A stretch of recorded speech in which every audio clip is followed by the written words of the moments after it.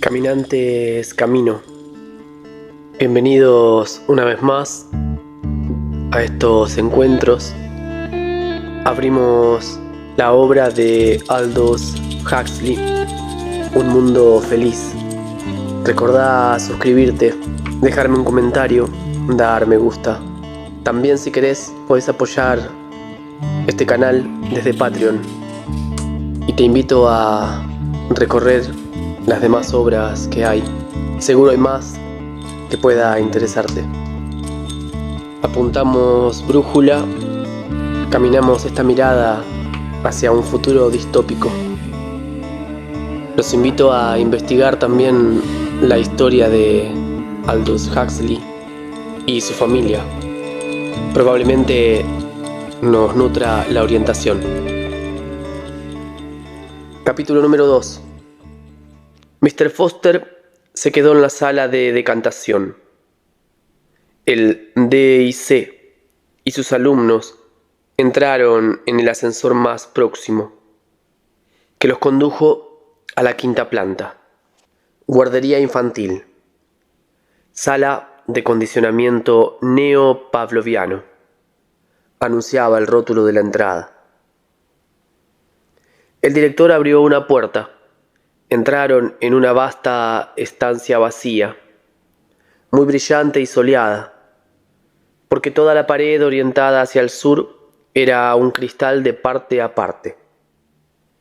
Media docena de enfermeras con pantalones y chaqueta de uniforme, de viscosilla blanca. Los cabellos asépticamente ocultos bajo cofias blancas se hallaban atareadas, disponiendo jarrones con rosas en una larga hilera en el suelo.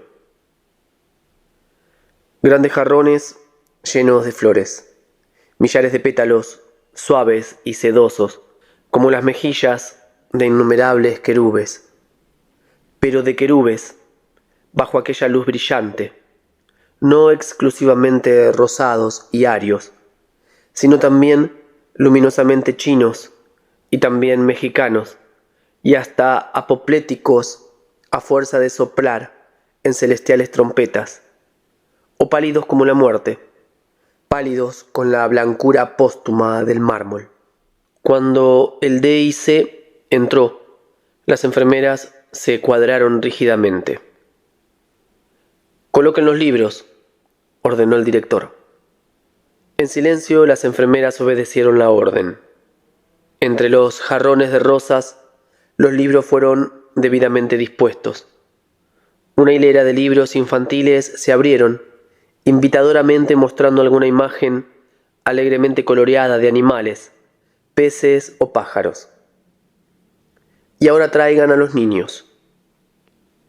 Las enfermeras se apresuraron a salir de la sala y volvieron al cabo de 1 o 2 minutos. Cada una de ellas empujaba una especie de carrito de té muy alto, con 4 estantes de tela metálica, en cada uno de los cuales había un crío de 8 meses. Todos eran exactamente iguales. Un grupo Bokanowski, evidentemente. Y todos vestían de color caqui, porque pertenecían a la casta delta. «Pónganlos en el suelo». Los carritos fueron descargados. «Y ahora sitúenlos de modo que puedan ver las flores y los libros».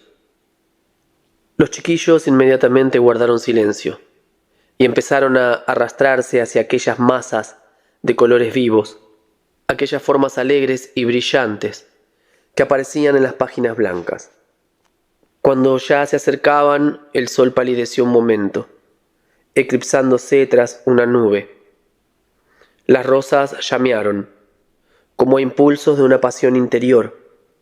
Un nuevo y profundo significado pareció brotar de las brillantes páginas de los libros. De las filas de críos que gateaban, llegaron pequeños chillidos de excitación, gorjeos y ronroneos de placer. El director se frotó las manos. «Estupendo», exclamó. «Ni hecho a propósito». Los más rápidos ya habían alcanzado su meta. Sus manecitas se tendían inseguras, palpaban, agarraban, deshojaban las rosas transfiguradas, arrugaban las páginas iluminadas de los libros. El director esperó verles a todos alegremente atareados. Entonces dijo: «Fíjense bien, la enfermera jefe, que estaba de pie junto a un cuadro de mandos al otro extremo de la sala, bajó una pequeña palanca. Se produjo una violenta explosión. Cada vez más aguda, empezó a sonar una sirena. Timbres de alarma se dispararon locamente. Los chiquillos se sobresaltaron y rompieron en chillidos. Sus rostros aparecían convulsos de terror.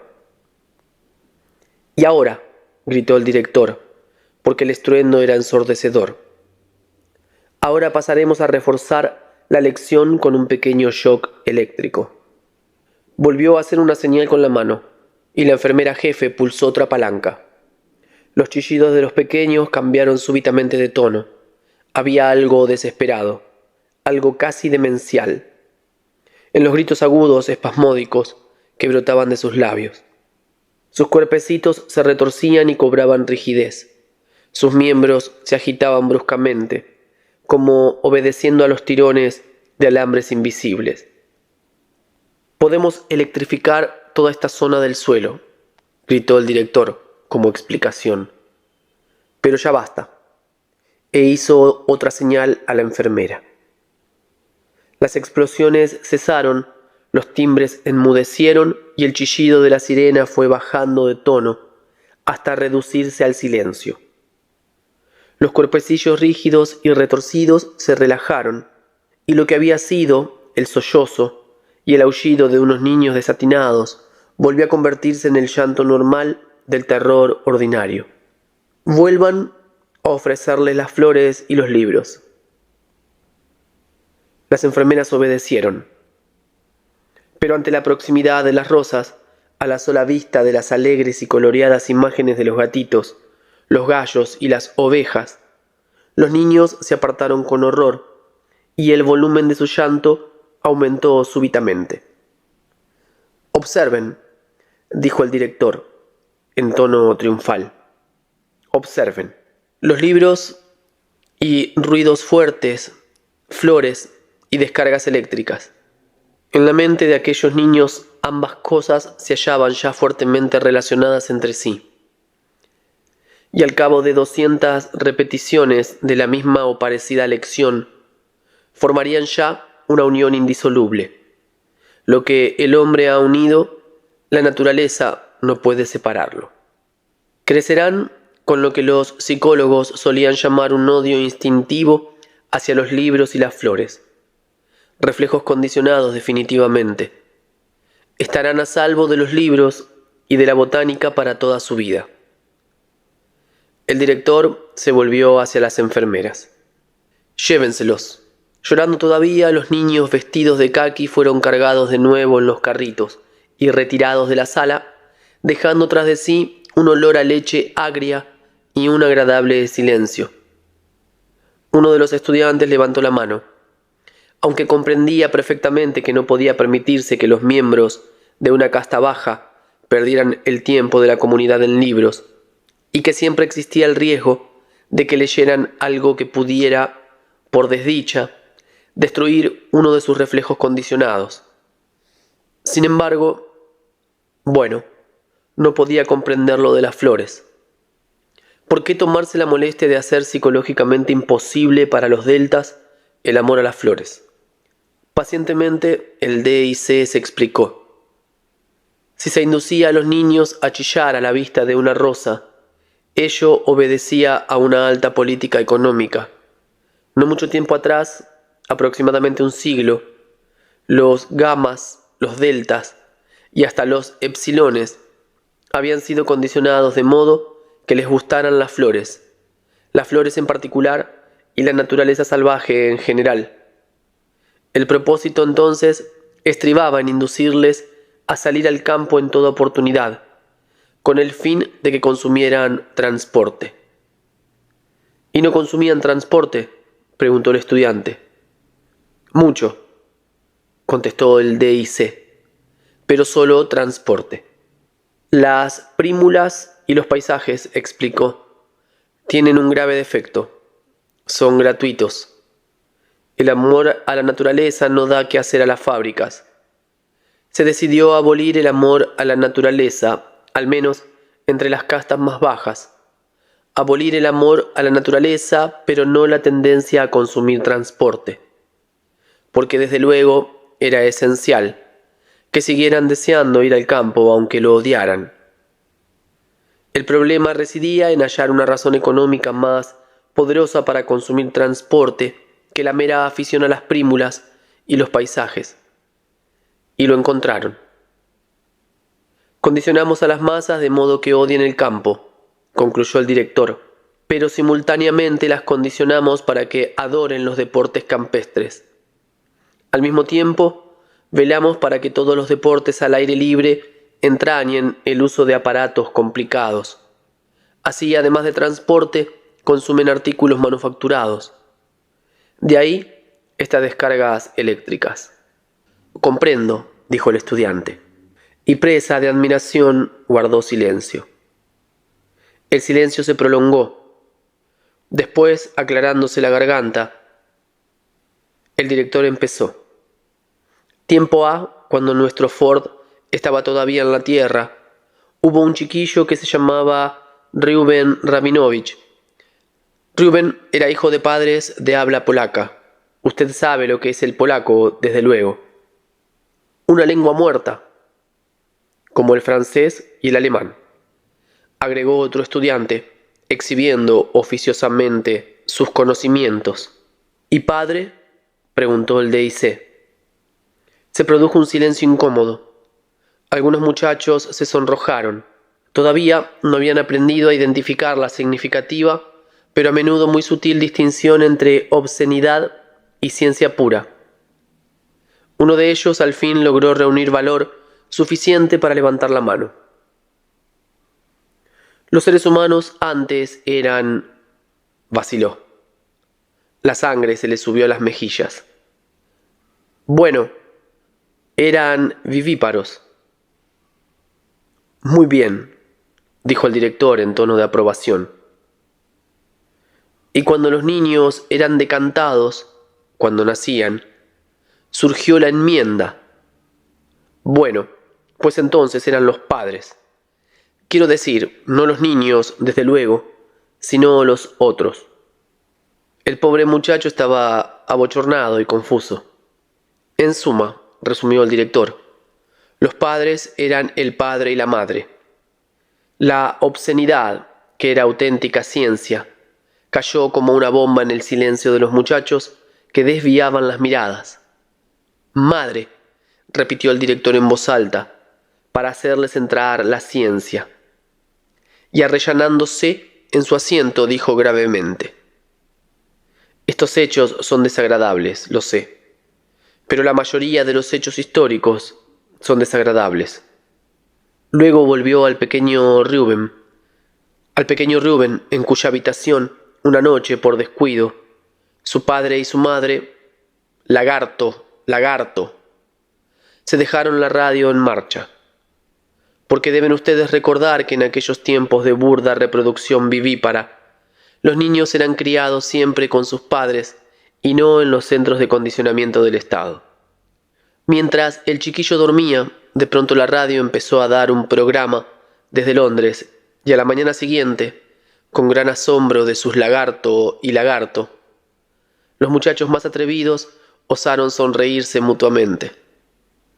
El pequeño Reuben se despertó repitiendo palabra por palabra una larga conferencia pronunciada por aquel curioso escritor antiguo, uno de los poquísimos cuyas obras se ha permitido que lleguen hasta nosotros, George Bernard Shaw, quien hablaba, de acuerdo con la probada tradición de entonces, de su propio genio.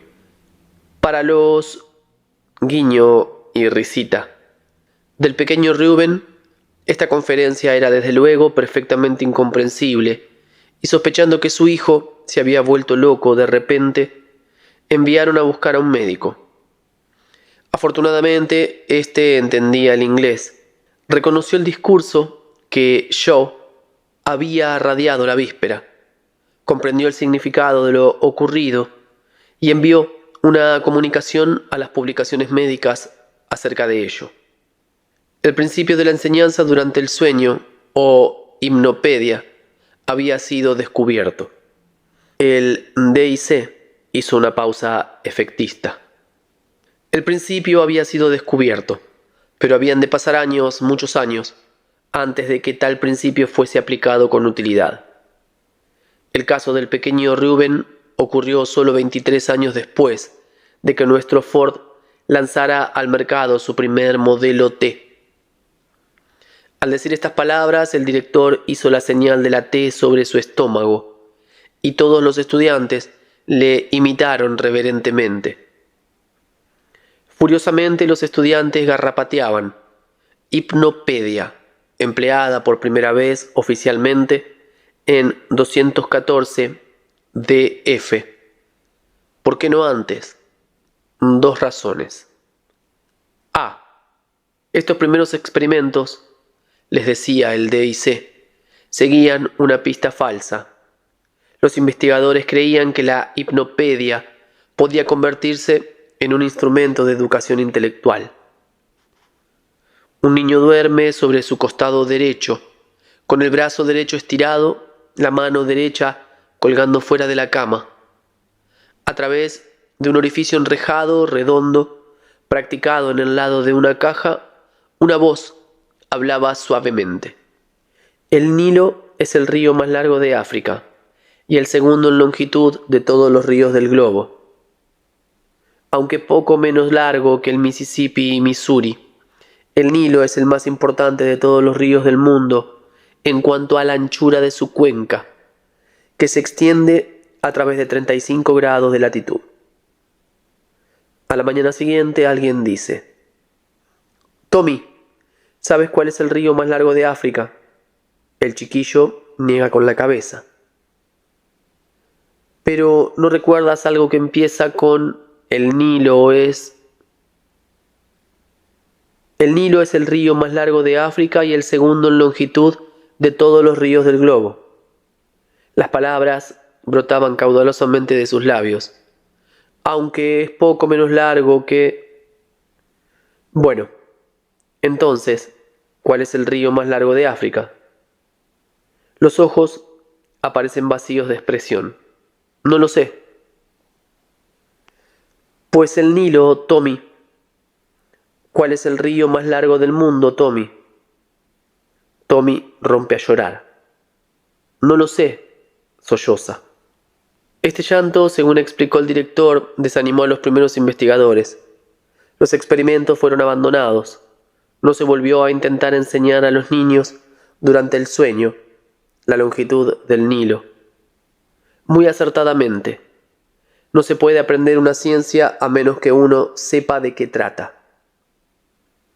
Por el contrario, debían haber empezado por la educación moral, dijo el director, abriendo la marcha hacia la puerta. Los estudiantes le siguieron, garrapateando desesperadamente, mientras caminaban hasta llegar al ascensor. La educación moral, que nunca, en ningún caso, debe ser racional. «Silencio, silencio», susurró un altavoz. Cuando salieron del ascensor en la 14ª planta, «y silencio, silencio», repetían incansables los altavoces, situados a intervalos en todos los pasillos. Los estudiantes y hasta el propio director empezaron a caminar automáticamente sobre la punta de los pies. Sí, ellos eran alfas. Desde luego, pero también los alfas han sido condicionados. Silencio, silencio. El aire todo de la planta 14ª vibraba con aquel imperativo categórico. Unos 50 metros recorridos de puntillas lo llevaron ante una puerta que el director abrió cautelosamente. Cruzando el umbral, penetraron en la penumbra de un dormitorio cerrado. 80 camastros se alineaban junto a la pared. Se oía una respiración regular y ligera, y un murmullo continuo, como de voces muy débiles que susurran a lo lejos. En cuanto entraron, una enfermera se levantó y se cuadró ante el director. «¿Cuál es la lección de esta tarde?», preguntó éste. «Durante los primeros 40 minutos tuvimos sexo elemental», contestó la enfermera. «Pero ahora hemos pasado a conciencia de clase elemental». El director paseó lentamente a lo largo de la larga hilera de literas. Sonrosados y relajados por el sueño, 80 niños y niñas yacían, respirando suavemente. Debajo de cada almohada se oía un susurro. El D.I.C. se detuvo, e inclinándose sobre una de las camitas, escuchó atentamente. «Conciencia de clase elemental», dijo el director. «Vamos a hacerlo repetir por el altavoz». Al extremo de la sala, un altavoz sobresalía de la pared. El director se acercó al mismo y pulsó un interruptor. «Todos visten de color verde», dijo una voz suave pero muy clara, empezando en mitad de una frase. «Y los niños Delta visten todos de caqui». «Oh, no, yo no quiero jugar con niños Delta». «Y los epsilones todavía son peores. Son demasiado tontos para poder leer o escribir. Además, visten de negro, que es un color asqueroso». «Me alegro mucho de ser un beta». Se produjo una pausa. Después la voz continuó. «Los niños alfa visten de color gris. Trabajan mucho más duramente que nosotros, porque son terriblemente inteligentes. De verdad, me alegro muchísimo de ser beta, porque no trabajo tanto. Y además nosotros somos mucho mejores que los gamma y los delta. Los gamas son tontos, todos visten de color verde, y los niños delta visten todos de caqui. Oh, no, yo no quiero jugar con niños delta. Y los epsilones todavía son peores. Son demasiado tontos para...». El director volvió a cerrar el interruptor. La voz enmudeció. Solo su desvaído fantasma siguió susurrando desde debajo de las 80 almohadas. Todavía se lo repetirán 40 o 50 veces antes de que despierten. Y lo mismo en la sesión del jueves. Y otra vez el sábado. 120 veces. 3 veces por semana. Durante 30 meses. Después de lo cual pueden pasar a una lección más adelantada. Rosas y descargas eléctricas. El caqui de los deltas. Y una varada de azafétida, indisolublemente relacionados entre sí antes de que el niño sepa hablar. Pero el condicionamiento sin palabras es algo tosco y burdo. No puede hacer distinciones más sutiles. No puede inculcar las formas de comportamiento más complejas. Para esto se precisan las palabras, pero palabras sin razonamiento. En suma, la hipnopedia. La mayor fuerza socializadora y moralizadora de todos los tiempos. Los estudiantes lo anotaron en sus pequeños blogs, directamente de labios de la ciencia personificada. El director volvió a accionar el interruptor. «Terriblemente inteligentes», estaba diciendo la voz suave, insinuante e incansable. «De verdad, me alegro muchísimo de ser beta, porque, no precisamente como gotas de agua, a pesar de que el agua, es verdad, puede agujerear el más duro granito, más bien como gotas de lacre fundido, gotas que se adhieren, que se incrustan, que se incorporan a aquello encima de lo cual caen, hasta que finalmente la roca se convierte en un solo bloque escarlata, hasta que, al fin, la mente del niño se transforma en esas sugestiones. Y la suma de estas sugestiones es la mente del niño. Y no solo la mente del niño, sino también la del adulto, a lo largo de toda su vida. La mente que juzga, que desea, que decide, formada por estas sugestiones. Y estas sugestiones son nuestras sugestiones. Casi gritó el director exaltado. Sugestiones del Estado. Descargó un puñetazo encima de una mesa. De ahí se sigue que un rumor lo indujo a volverse. «Oh, Ford», exclamó en otro tono, «he despertado a los niños».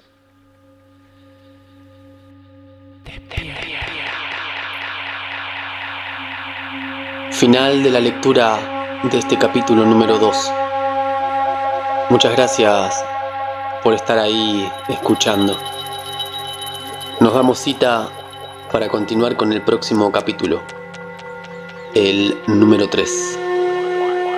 Gran abrazo.